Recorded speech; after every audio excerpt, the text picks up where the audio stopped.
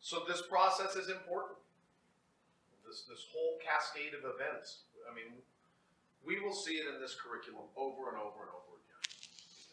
Secondary students, oh yeah, the whole thing about histamine and scarring, and we'll see it multiple times in many different systems.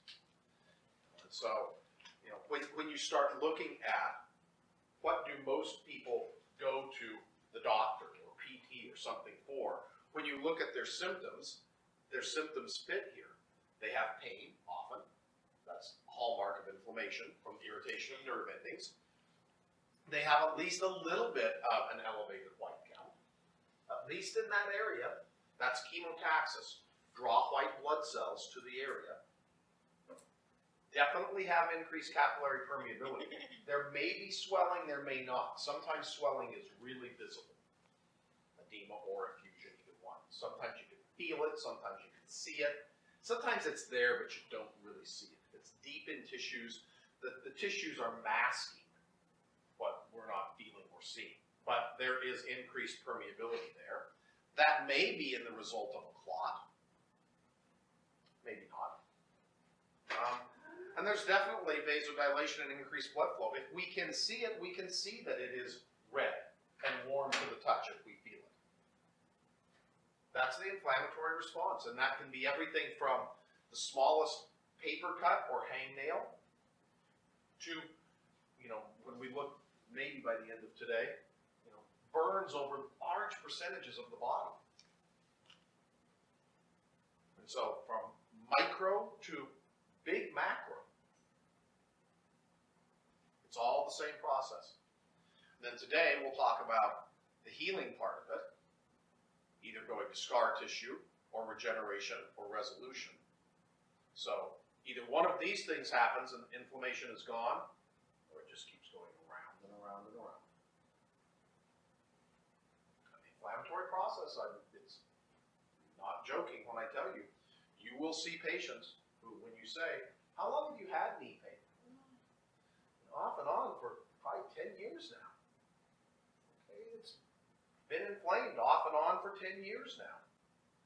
Sometimes it kind of starts heading towards this direction, but then they do something, they run or climb stairs or have to do something at work, and then it doesn't really quite get there. It kind of shifts back into here, it goes back up, and it's really sore for a few days. Then they rest and feels a little bit better. It's gone through this, and now it's heading this direction again. But then they do something else. They go play tennis, and right back into here again it goes. And so it never really gets into here. It's always just kind of waffling through here with some turns back around this way. Questions? Yes?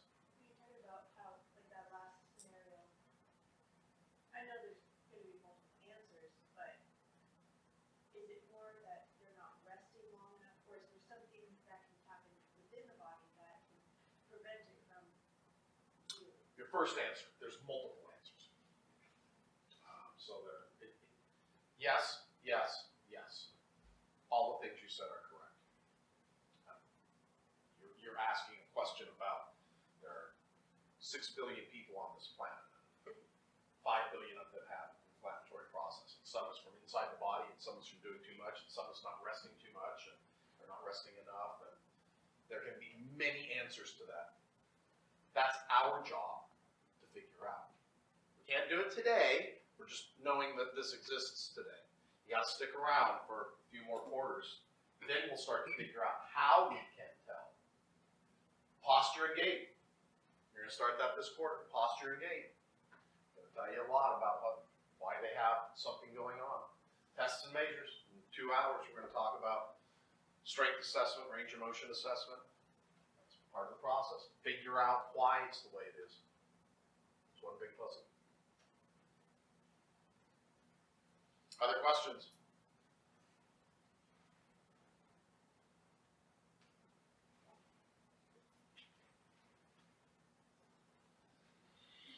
So, continuing talking about inflammation, complications that occur.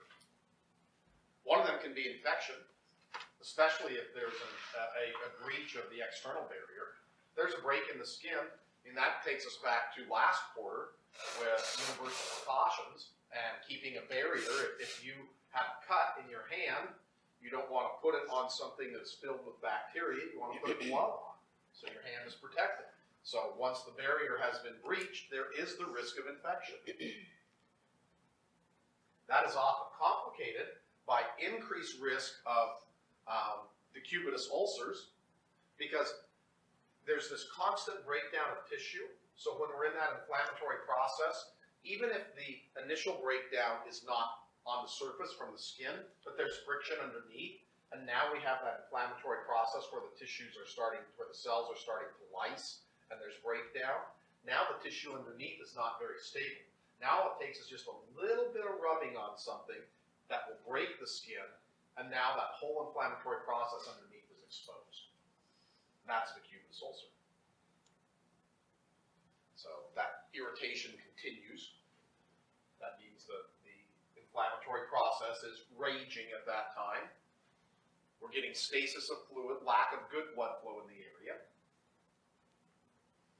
We're setting up for significant inflammatory event continuing on and on and on until we stop whatever the trauma is.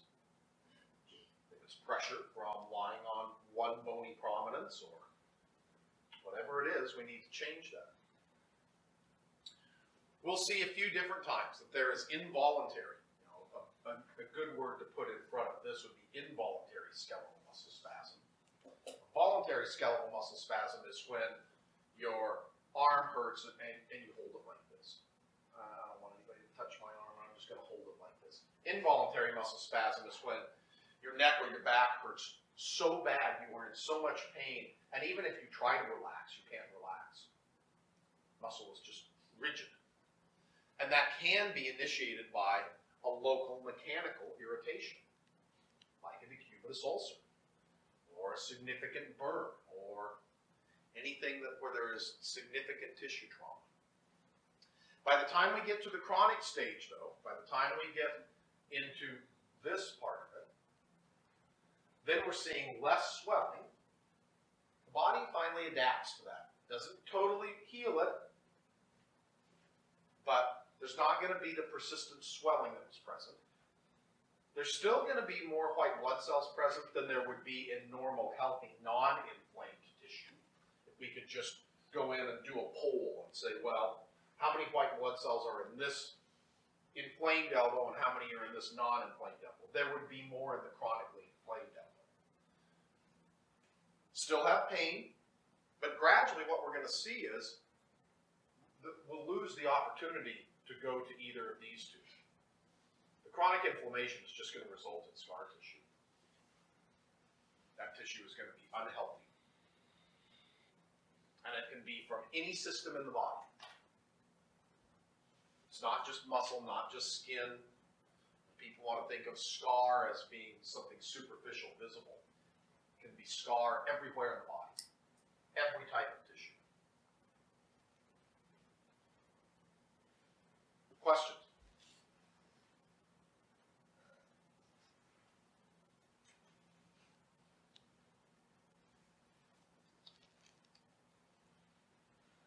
So what do we do to treat inflammation?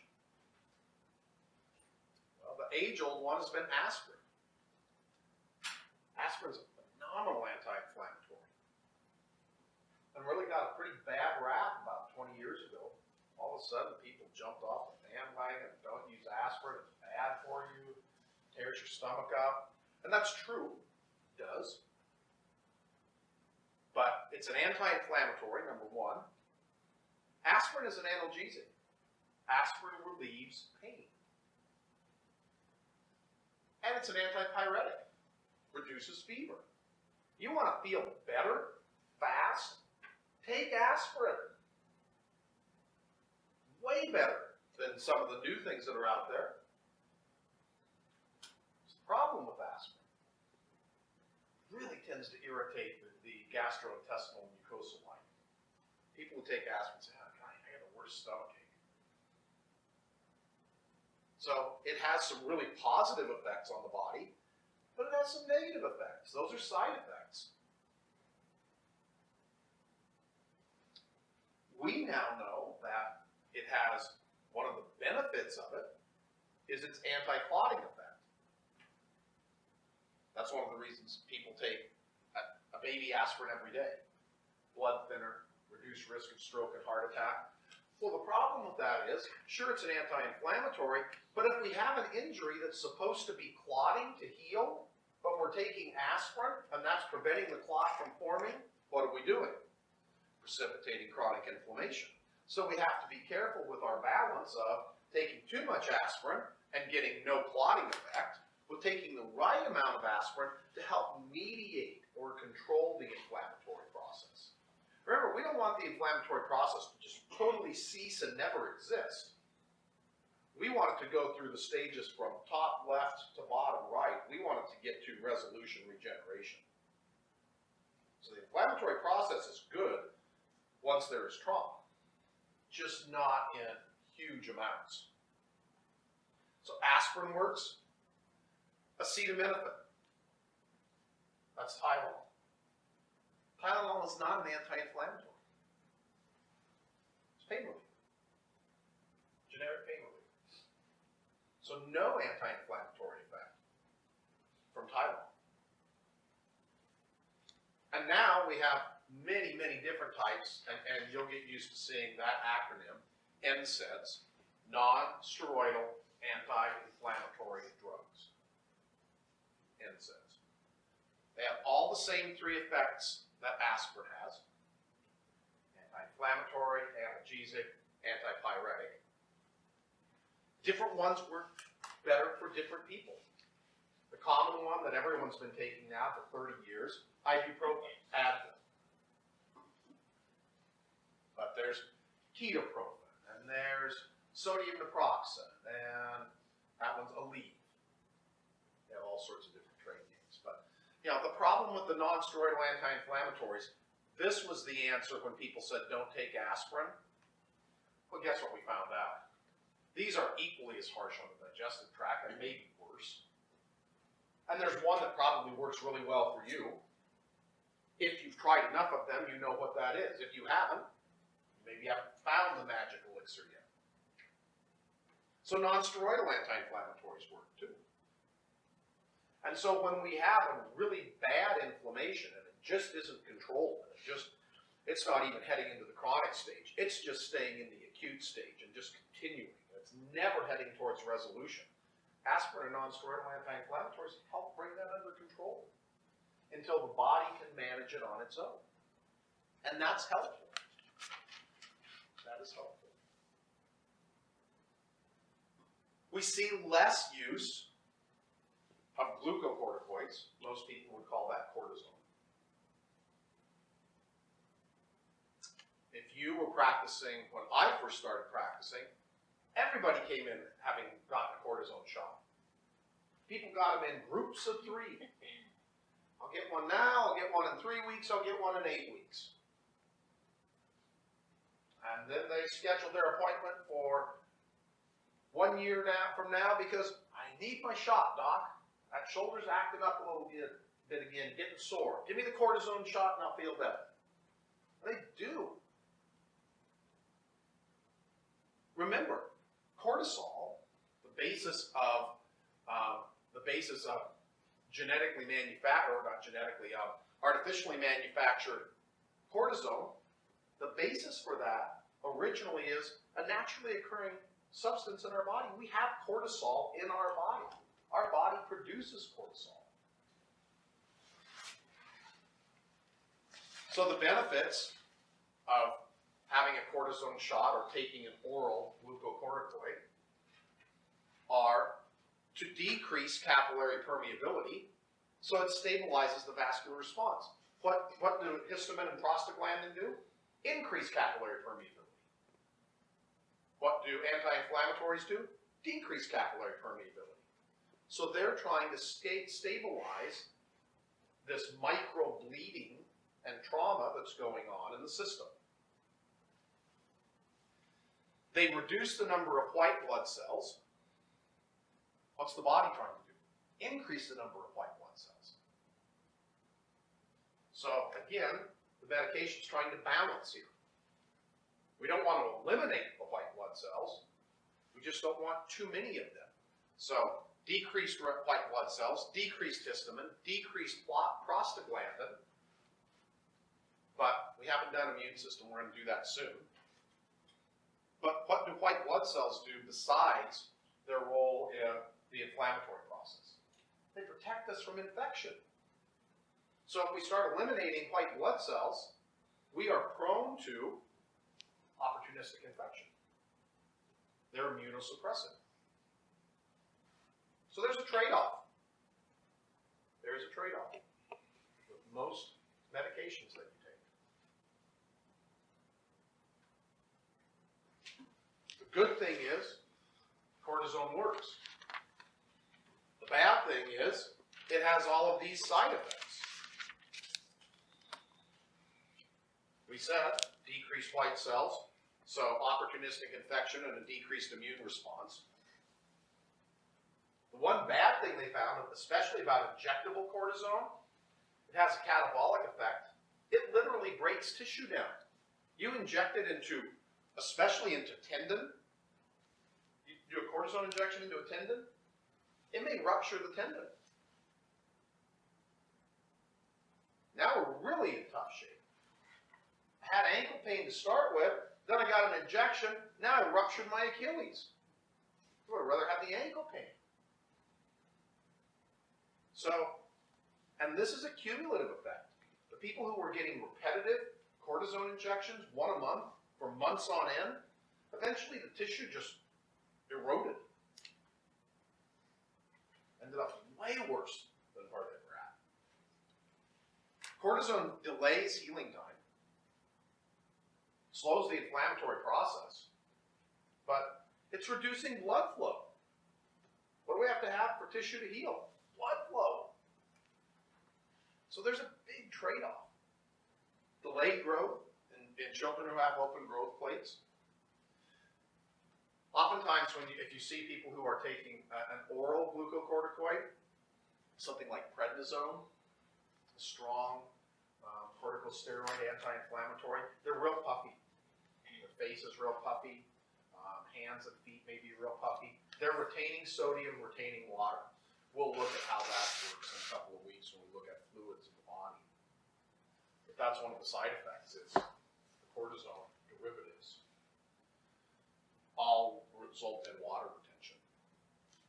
And they decrease our normal hormone production. So when we look at hormones, we'll see their influence with that. So I don't want to indicate to you that cortisone, any of the glucocorticoid medications, the non-steroidal anti-inflammatories are bad. I'm not telling you they're bad. You just have to weigh the risk of how long do I want to do this? How much should I take for how long if it's not getting better? So they are not the magic drug that's going to cure all problems. Question? So I'm guessing that when you're discussing treatments and such, the contraindications would indicate whether you use one. We don't. Physical therapy has no involved. This is informational. You're not prescribing meds. So contraindications for us in this don't really matter.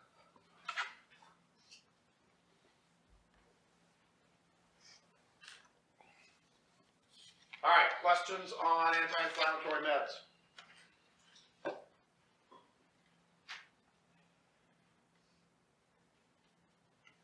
The common treatment that we use, physical therapy, athletic training, emergency medicine, RICE, rest, ice, compression, elevation. It works. It works. Rest helps. It's just diminishing the inflammatory response. Ice helps because it lowers the temperature. Part of the inflammatory process is a thermal effect. So if we can bring the temperature down, we diminish the inflammation. Compression, because that helps with fluid movement. We'll spend quite a bit of time on compression whole section on compression. So just keeping the fluid from getting out into the tissue, keeping the fluid in the system is good. And elevation, again, it's drainage. Elevation gets the fluid out of the extremities and back into the body where it can be reabsorbed by the body. So, rest, ice, compression, elevation, rice. Some people throw in stabilization at the end, rices, but I know we need to do stabilization.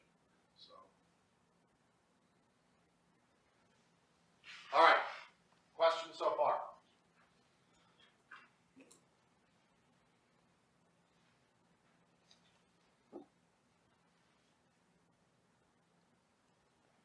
So at the bottom of our chart that we have, after we go through the whole process, and it takes the pathway of either chronic inflammation or healing, if we get to healing, we have three options within the healing category.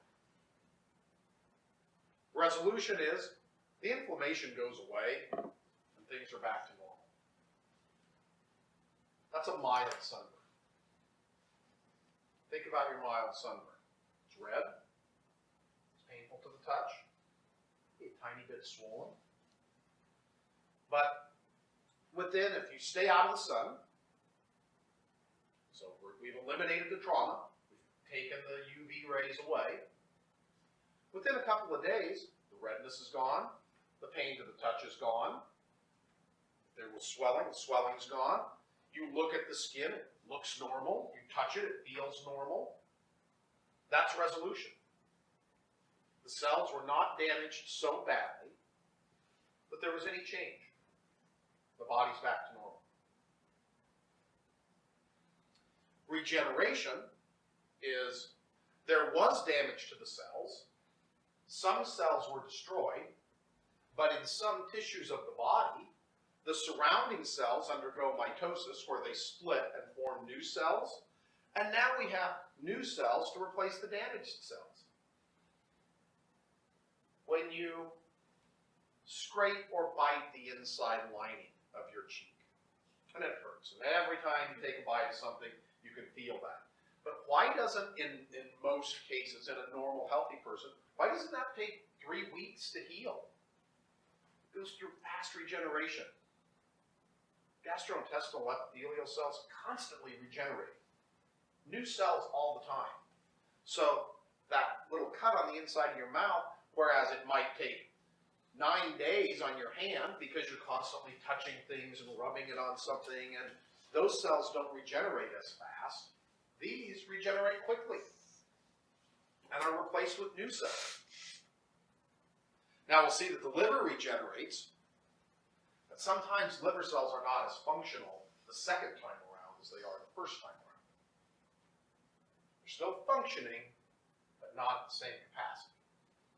Their reorganization is not as efficient. So we can have resolution, we can have regeneration, if the cells in that system are capable of regeneration. Not all cells are. Cardiac cells don't regenerate.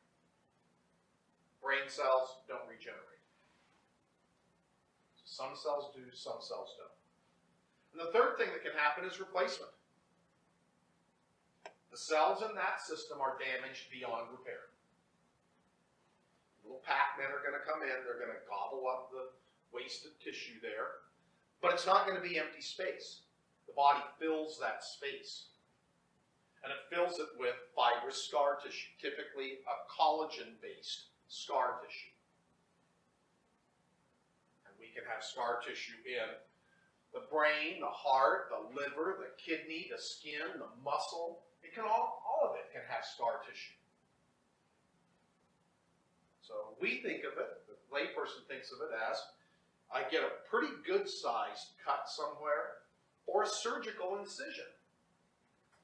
And it doesn't stay, hopefully it doesn't stay open and inflamed. At some point it closes up, but then we look at it and say, oh gee, I remember when I was a kid and I fell on my bike, gashed open, I had all the stitches, but now I can still see it though, there's that line right there. That's the scar. Original tissue was replaced. And when you see big scar, large areas of it, it doesn't move well. It's not mobile. It doesn't look like skin tissue. It doesn't feel like skin tissue. It doesn't function like skin tissue.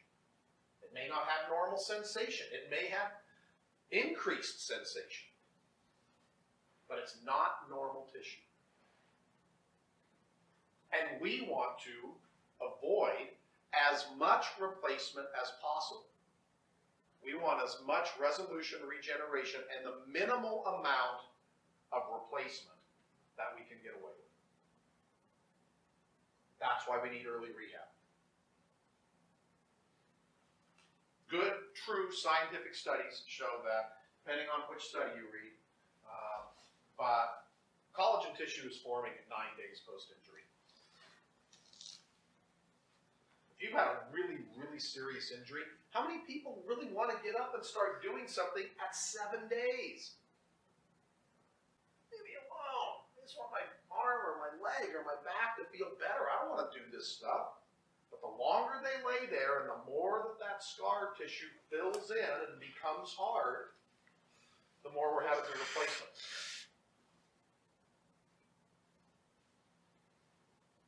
Questions?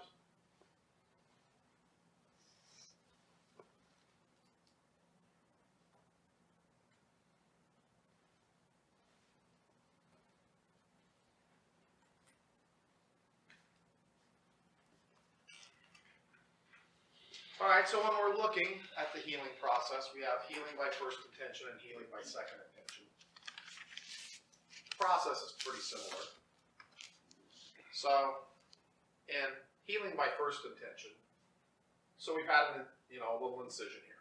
Doesn't matter, you know what? Remember, folks, the brain may recognize that surgery is elective. The body doesn't. The body doesn't know whether you allowed someone to slice through with a scalpel, or you fell and gashed it open on broken glass. The tissues respond the same either way. So this might be a surgical incision, and we see that they put a little suture in here to draw the ends closer together. That's all the suture does. The suture is just a physical thing that's holding the tissues together. You hear people, I tore my stitches out. Yeah, you did too much, and you literally broke the thing holding stuff together. So the process is we have an injury, it's been held together, banded or a stitch, whatever it is, and we're going to start to get a blood clot forming. We'll go through clotting process when we go through blood cells. We're going to have our inflammatory process. Phagocytes are going to come in and start cleaning up the mess. Chemical mediators, white blood cells are going to come. Histamine's going to bring more blood flow in. Capillary permeability increase. But we're going to start to get granulation tissue. We're going to start to get collagen tissue that is forming. Here we see that there's a lot of red blood flow, a lot of red blood cells, white blood cells. We can see that there's bleeding there. But now we've started to see that tissue starting to bind together. Cells are starting to grow in there. They're starting to fill this gap. And if this edge is pulled really close together, there's not much gap to fill in, right? So razor thin gap. So we don't have much scar. So now that pulled together, eventually the scab goes away. This tissue continues to draw this together. And at the end, it's a pretty tight fit, and we really don't have much scar there. You don't see much there. You don't feel it, you don't see it. But there is collagen that was formed there. With healing by second intention, the edges aren't pulled together here. There's just a big crater, big open wound there, just like when you did wound care last quarter. So what happens is, and you know how this works, that gradually fills in. That crater gradually fills in with a scar tissue. But the edges aren't closed. Now what we're relying on is just more and more of this tissue to fill in over time. So initially there's good blood flow here, but gradually as that scar tissue doesn't lay down in nice parallel arrangements, it just all winds, wraps around itself, and pretty soon there's not good blood flow there. So now we've got a scar tissue that is all kind of knotted up. It's like when you first take your Christmas lights out and you look at them and they're in this wadded up ball, and you think you're just going to pull them apart, but they don't really go apart like this. That's scar tissue. It's all wadded up, stuck to itself. So that tissue becomes inelastic, has poor blood flow, and it's prone to breaking. We say scar tissue has an all or none property.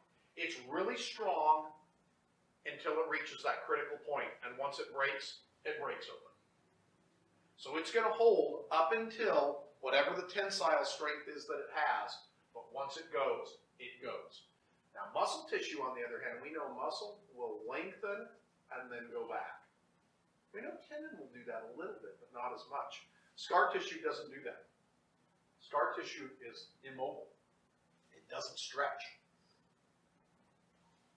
It typically does not have normal sensation, and we said that can be either increased sensation or decreased sensation. Some people that have a scar, it's hypersensitive. They don't want you to touch it. Increased sensation. Some people say, I don't even feel that you're doing that. You're rubbing on my scar. I don't even know you're touching me.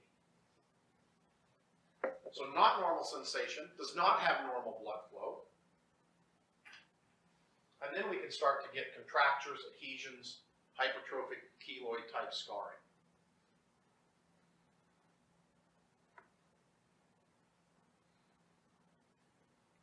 So here we see the large opening. Gradually that tissue starts to fill in, but eventually we end up with this tissue, which is not normal.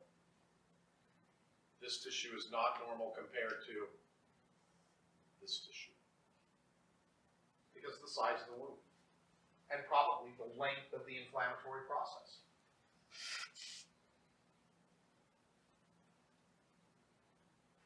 Questions?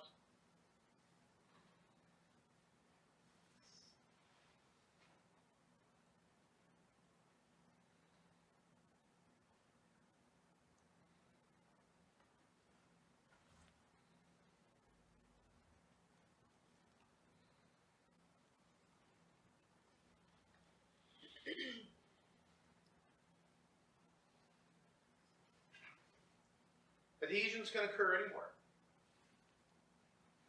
Here they're showing adhesions that are occurring in the digestive tract. The scarring and narrowing in the esophagus can be from things like GERD, gastroesophageal reflux disease. People who have abdominal contents from eating reflux back up into their esophagus, and over time that creates scarring. It can be just from what in the old days they called acid indigestion. Too many spicy foods, too much alcohol, too much thing that is in there that's acidic, and the stomach's trying to reflux it back out. That's indigestion. But you know, when we talk about there's acid in the stomach, it truly is acid. But the acid is not in the esophagus. The esophagus doesn't want to have acid in it all the time. So when we have that acid reflux, it's like drinking acid down through the esophagus. And in time, that creates scarring and narrowing. The same thing can happen, you know, different diseases when we talk about Crohn's disease and some of the other irritable bowel syndrome, IBS.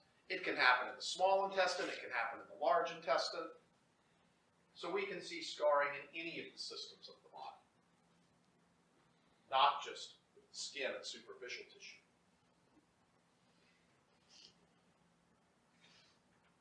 Here is a typical keloid type scar, where it's raised. And you wouldn't expect this type of tissue to have normal sensation. And this is a really large keloid scar. My guess is probably from a burn, but we don't know. Someone always asks, so I'll just beat you to the punch. Why don't we just cut that off? Well, what do you think will happen when that is removed? It just comes back and forms again. If this person tends to form keloid type scar tissue, if you cut their keloid scar out, what's it replaced with? A new keloid scar. So there's no reason to think that if we have scarring that has occurred that way from a trauma that wasn't planned, that just because we then plan a trauma to remove it, we won't get the same thing. Most likely will. I always tell students a story. I had a patient many years ago, young gal. I think the first time I saw her, she was 13 or 14, and had just torn her ACL. It was a traumatic thing. And one thing that comes up, and this is a good place to mention it, persons of color have an increased incidence of keloid scarring. So African American, Pacific Islanders, so anyone with dark skin, increased likelihood of keloid scarring. And she was Pacific Islander, so little tiny gal.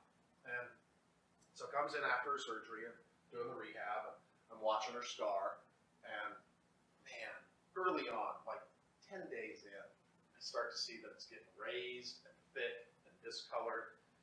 So we're working on it, trying to get it to go away, calm down.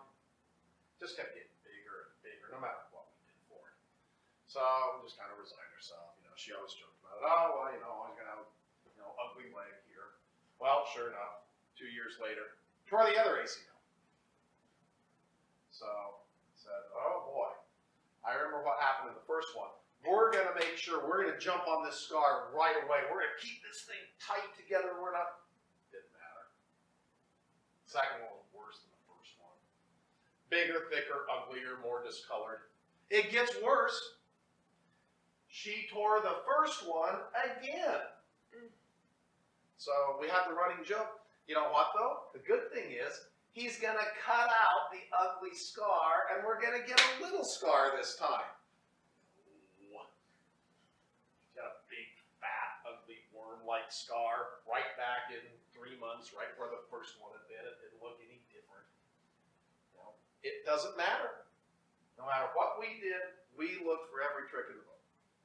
She was one who was going to form a keloid scar. That's her body's way of dealing with it. So that just happens. And that's one of the things we have to deal with sometimes. Will people with keloid, does it happen internally as well? Usually. Scarring? But I don't know maybe to the same extent. But it has to do with their healing properties. And I'm guessing that big old swelling, if it's happening internally, it might create pressure that could create. Sure.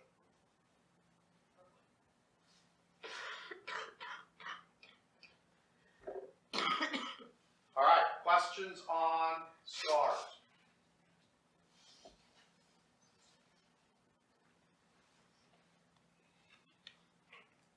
We'll start on burns today. We'll get to them all. You will be unlikely to see burns as a clinician. Most burn patients are treated in a burn unit. There is not a burn unit in this county.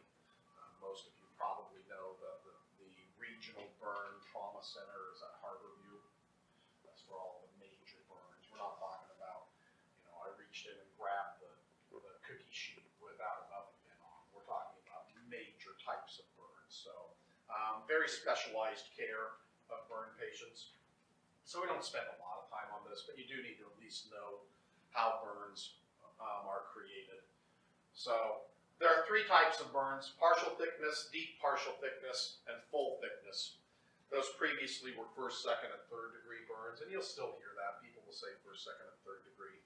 But partial thickness, and so we'll look at it from a diagram standpoint in just a second. So these are just the definitions of them. The partial thickness is involving the epidermis, the most superficial layer of skin, and a little bit of the dermis. They're superficial burns. These are the ones that we all get from, you know, it can be a minor sunburn. It can be the things like touching something that's hot but pulling your hand away, or, you know, it's red for a little while and it hurts for a little while, but it goes away quickly. So those are the partial thickness burns. The deep partial thickness, the whole epidermis is destroyed now. So the most superficial layer is gone. Part of the dermis is destroyed. And these typically have a blister. You know, the blister heals from the inside out. The one thing you don't want to do with blisters, even if they're not from burns, even if they're from friction, you don't want to tear the covering off the blister. So, what we have always said, and I had to do this with a little boy not too long ago. He had a pretty bad blister on his hand. I don't remember what it was from now. We just took the finest gauge needle and just very gently opened that blister, because you don't want to breach the barrier. Then you've got infection. You've got the outside world inside the body. But you don't want this big pocket of fluid, because what happens with the big pocket of fluid is you touch something, now the thing ruptures all over. Now we don't have a little tiny hole. So, but you don't want to tear the blister open. That makes, and so burns are very easily infected because we have a large barrier breach there. So second degree previously, or now deep partial thickness, and then full thickness burns are destruction of all skin layers. So the area, full thickness burns aren't what you would anticipate they would look like. They are very hard. The tissue has literally been cooked. It's like well done meat. It's not, there's no fluid in it. It's hard, the tissue's coagulated, the tissue all just shrinks up. It's like shrink wrapping something. So that tissue does not have normal elasticity. And sometimes they have to cut the scar tissue out and do skin grafting. So full thickness burns are a real mess to deal with. Very painful, lots of problems from it.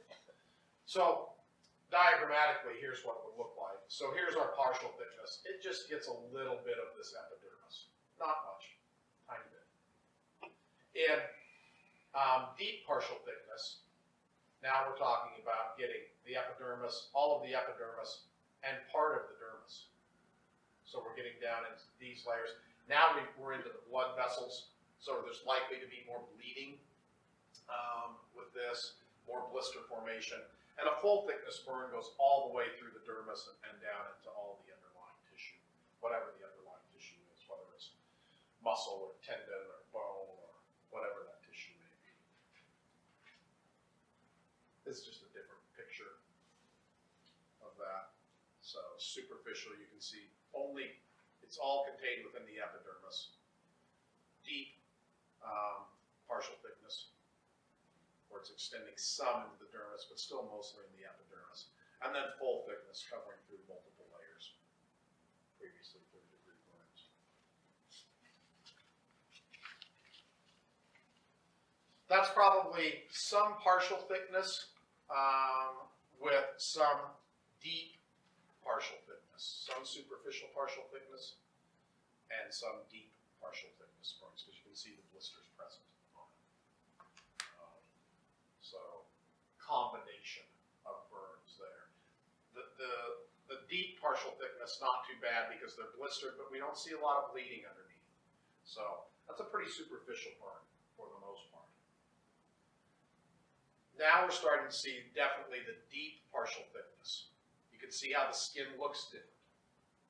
The skin is not as pliable, and we can see that it's burned all the way through here to some areas where we're down into the dermis of the skin. So often with burns, you'll see that sometimes around the edges there's superficial partial thickness, the deep partial thickness, and then really deep full thickness. So they can have, it's not just one type, you can have multiple types of burns all over the body, depending on the causative nature. We'll look at one more and we'll stop. That's a full thickness burn. That tissue is literally just burnt away. That tissue is hard. It would feel hard to the touch. It wouldn't feel pliable like normal tissue. So not as bad. We can see there's an area here that's not as badly burned, but all this is that blackened tissue is just dead tissue. And most likely, that tissue is going to have to be trimmed away at some point. It's not going to regenerate.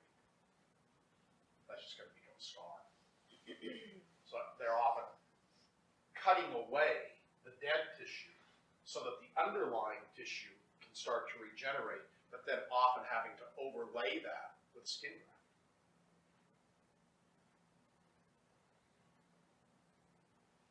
All right, questions on burns so far? We aren't quite done with burns.